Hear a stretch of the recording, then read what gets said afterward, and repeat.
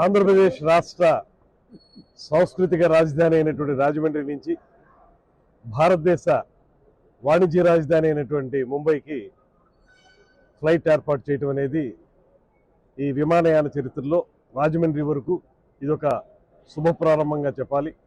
ముఖ్యంగా దీనికి కృషి చేసినటువంటి కేంద్ర విమానయాన శాఖ మంత్రులు రామ్మోహన్ నాయుడు గారు, రాజమండ్రి పార్లమెంట్ సభ్యులు శ్రీమతి పురంధేశ్వరి గారు ఇద్దరికీ కూడా మా అందరి తరఫున కూడా తూర్పుగోదావరి జిల్లాకు సంబంధించినటువంటి అందరు శాసనసభ్యులు అందరి తరఫున కూడా ప్రత్యేకమైన ధన్యవాదాలు తెలియజేస్తూ, ఇవాళ రోజు రోజుకి పెరుగుతున్నటువంటి విమానయాన ప్రయాణికుల విషయంలో చాలా కాలం నుంచి ఈ ప్రాంతంలో వ్యాపార రీత్యా ముంబై, ఢిల్లీ లాంటి ప్రాంతాలకి వెళ్ళేటువంటి వారి సంఖ్య చాలా ఎక్కువగా ఉన్నటువంటి సందర్భాన్ని మనం చూస్తున్నాం.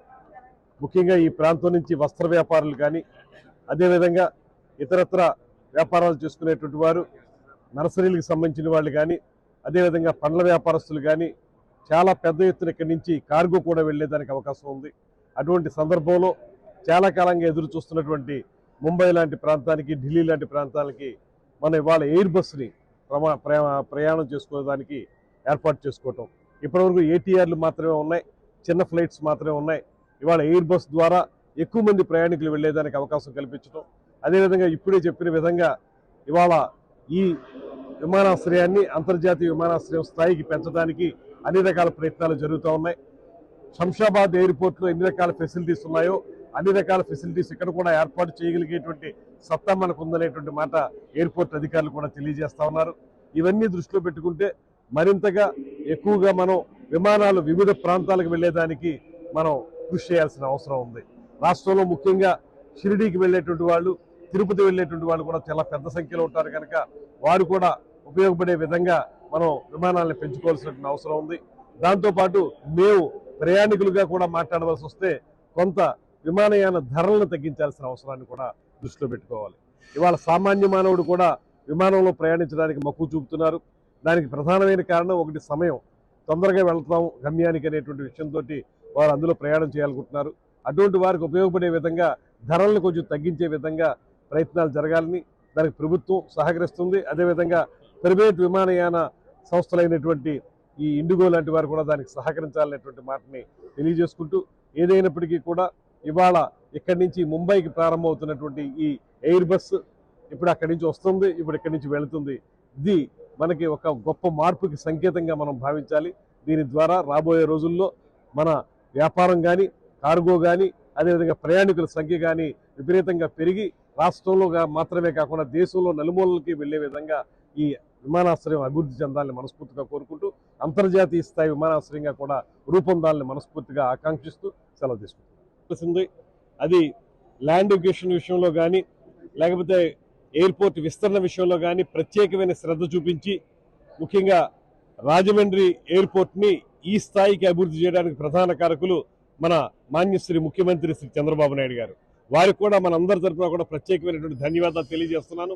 ఆయన విజన్ ఉన్న కనుకే ఇవాళ ఈ ఎయిర్పోర్ట్లన్నీ అభివృద్ధి చెందుతాయి. అదేవిధంగా రాష్ట్రంలో ఇంకా చాలా ప్రాంతాల్లో కూడా ఎయిర్పోర్ట్లు రావడానికి శ్రీ చంద్రబాబు నాయుడు గారి యొక్క విజన్ కారణమవుతుంది అనేటువంటి మాటను తెలియజేస్తూ, దాంతోపాటు ముఖ్యమైనటువంటి మా శాఖకు సంబంధించిన మాట చెప్పాలి.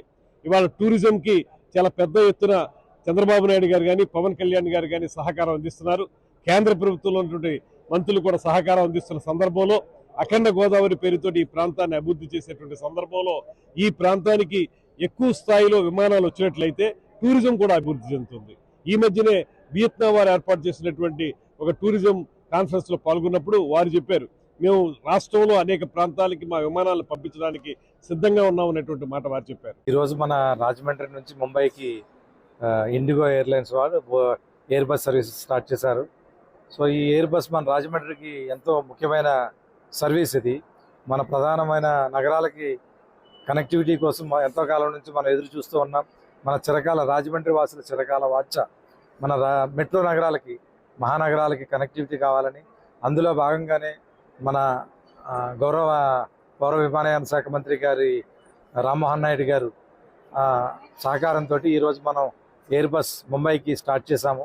సో ఈరోజు ముంబై నుంచి ఒక ఎయిర్ బస్ సాయంత్రం 7:30 గంటలకి మన విమానాశ్రయంలో ల్యాండ్ అయింది. అందులో 175 మంది పాసెంజర్స్ మన రాజమండ్రికి రావడం అనేది జరిగింది. ఈ ఎయిర్ బస్సులో 180 మంది ప్రయాణించే సౌకర్యం ఉంది.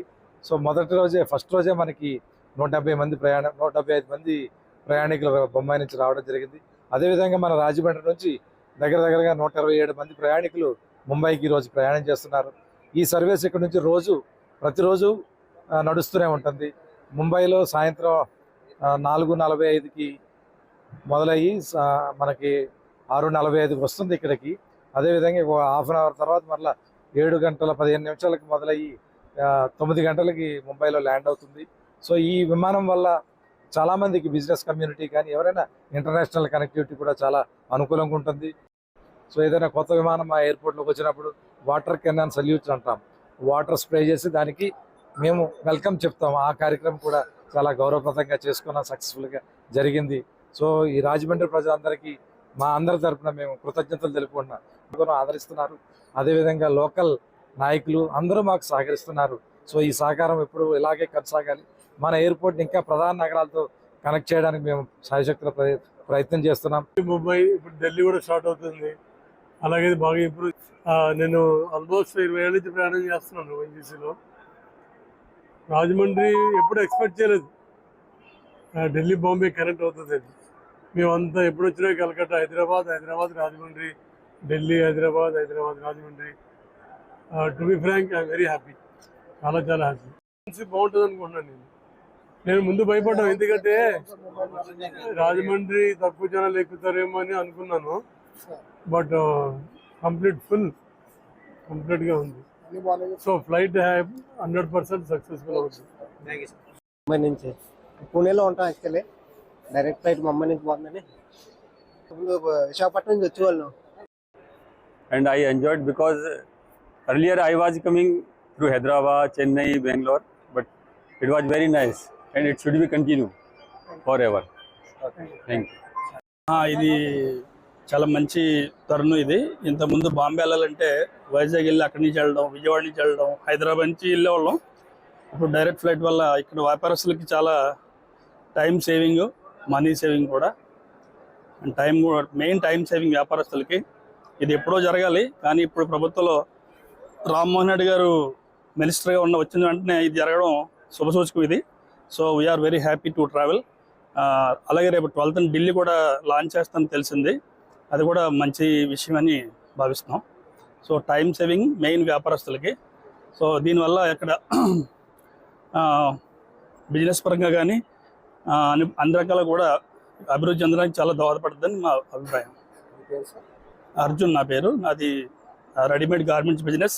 మేము every month Bombay Delhi travel చేస్తుంటాం. ఇంతకుముందు చాలా ఇబ్బంది పడేవాళ్ళం, ఇప్పుడు చాలా హ్యాపీగా ఫీల్ అవుతున్నాం.